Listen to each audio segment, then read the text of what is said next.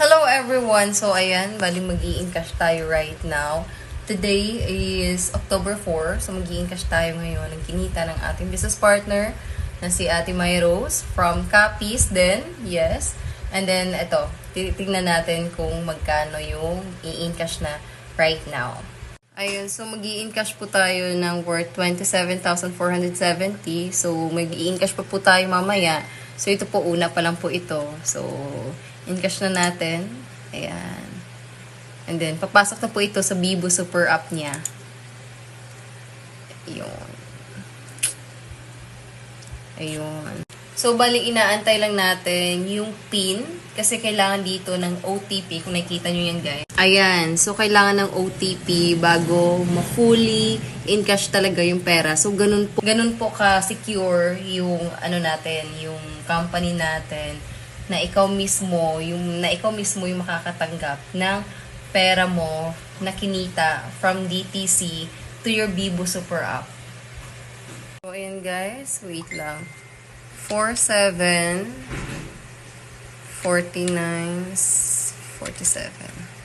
So, proceed na natin. So, ayun, okay na. And then, mag-i-encash pa tayo ulit ng panibago. Ayan.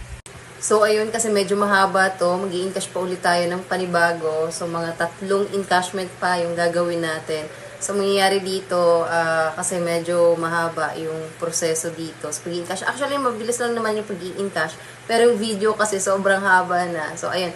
Congratulations, Ate Mi. Ate, ganito kaganda yung negosyo natin na ginagawa mo lang part-time. Basta, seryosohin mo, mag-VIP ka kasi seryosong result din ang ibibigay sa'yo pag sineryoso mo yung negosyo natin. Alright, again, congratulations, Ate Mi. Ayun, thank you so much.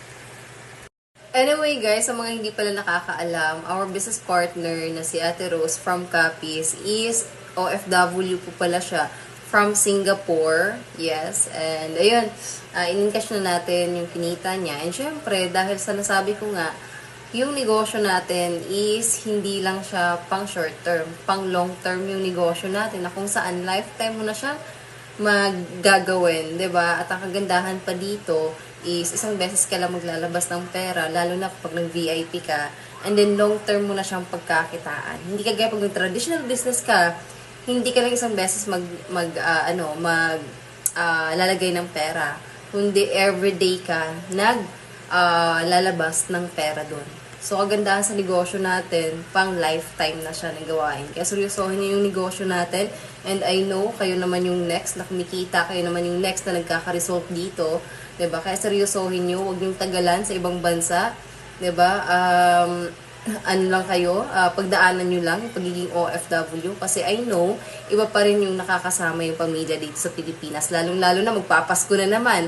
'Di ba? Malayo na naman sa kapamilya, malayo na naman sa mga anak, kamag-anak, malayo na naman sa parents, 'di ba? So iba pa rin na nakakasama mo yung pamilya mo, lalong-lalo na kung kumikita ka dito sa Pilipinas, na hindi mo na kailangan ng ibang bansa para lang kumita ng pera kasi kumikita ka na dito sa ating negosyo. Alright? So ayun, congratulations everyone, and ayun, advance Merry Christmas, and ayun, congratulations ulit sa ating business partner na si partner Ate Rose. And congratulations po. And more blessings and more results to come.